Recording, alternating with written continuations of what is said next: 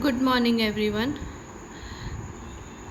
Up to page number 16, we have done page number 17, English textbook, 8th class. There are 5 types of noun. Now, we are going to start some grammar portion, okay? So, यहाँ से ये है कि noun चालू करते हैं.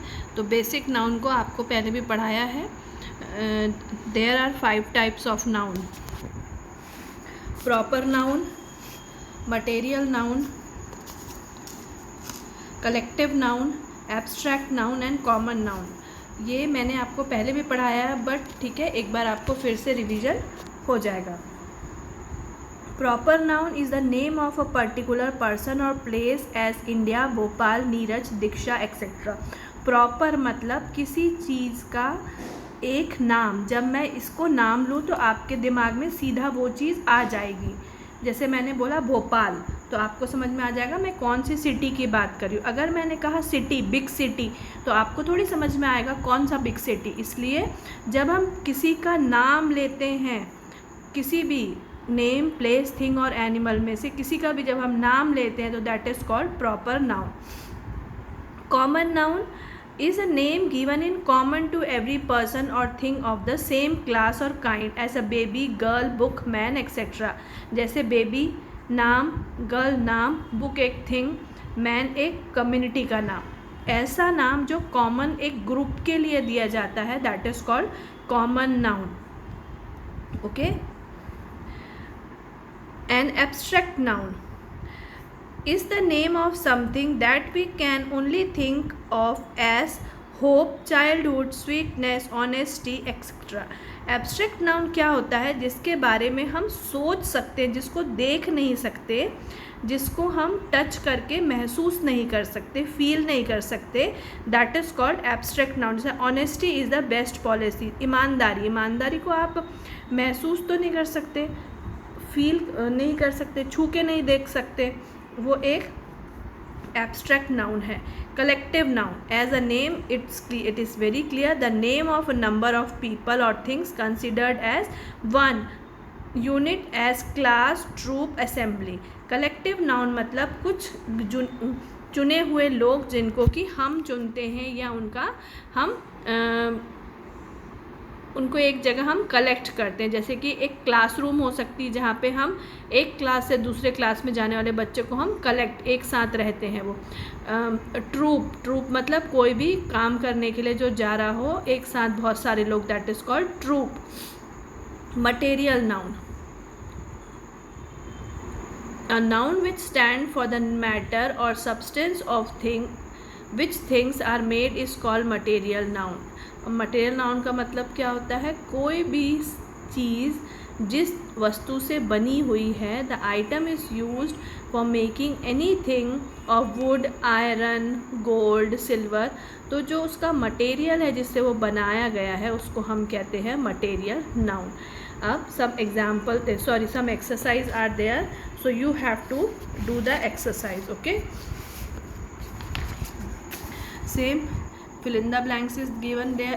Match the following is there, and pick a word from column A and match it with a word from column B.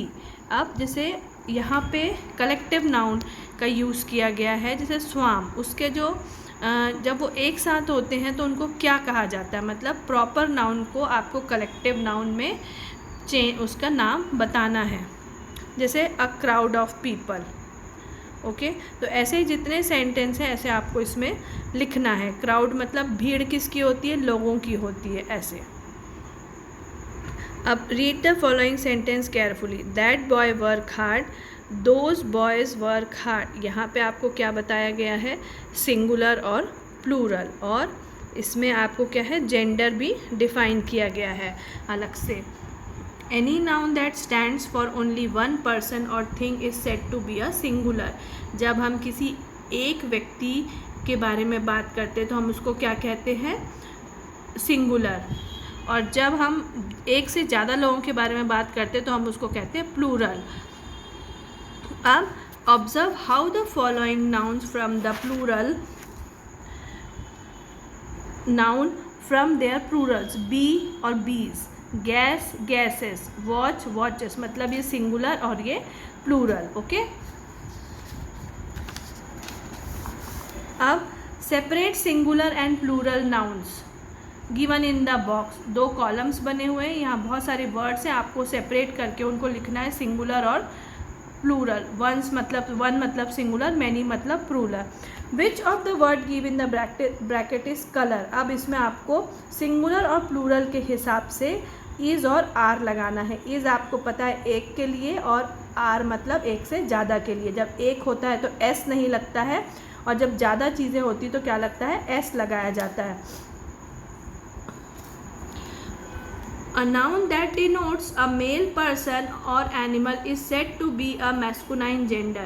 A man, boy, uncle, king. अब noun में मैस्कुलाइन और फेमिनाइन जेंडर भी होता है, जो आदमी और औरत मतलब मेल और फीमेल को डिफ्रेंशिएट करता है।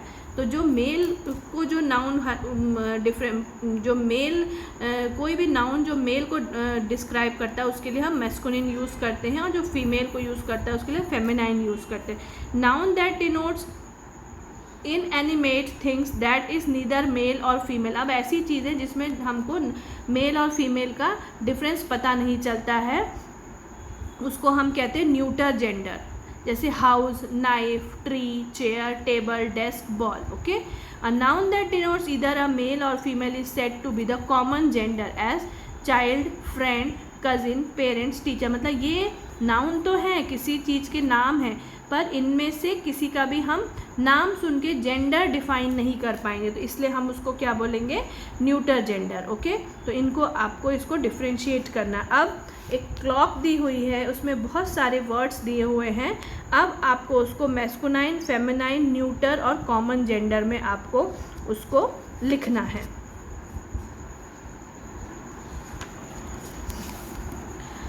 Fill in the blanks. A boy is to a girl as a tiger is to a tiger. जिसमें आपको मेल और फीमेल मैस्कुलाइन जेंडर चेंज करके आपको लिखना है। Write the following after changing the gender of the noun as making other changes. जैसे the lion, अब lion यहाँ पे मेल है तो इसकी जगह हमें लायनेस करना पड़ेगा। वे द सन की जगह क्या करना पड़ेगा, डॉटर। वॉशरमैन की जगह वॉशर वुमेन। मतलब जो भी इसमें मेल है उसको फेमिनाइन है उसको मैस्कुलाइन में, और मैस्कुलाइन है तो उसको फेमिनाइन में चेंज करना है आपको। अब यहाँ पे आपको complete the conversation below by choosing a proper response from the box. अब कब हम इन वर्ड्स का यूज़ करेंगे। Our school has won the first prize in the debate competition. अब ये खुशी की बात है तो इसमें हाउ सैड तो हम बोलेंगे नहीं, रियली भी नहीं बोलेंगे, दैट्स टेरिबल भी नहीं बोलेंगे, आरंट दे लवली भी नहीं, इसको हम क्या बोलेंगे, दैट्स ग्रेट। ये तो बहुत अच्छी बात है, ये तो बहुत अच्छा हुआ। तो आपको इन सेंटेंसेस में ये फिल करना है, ये देख के कि कौन सा वर्ड इनको सूट करता है। Last thing, read this paragraph carefully and answer the questions.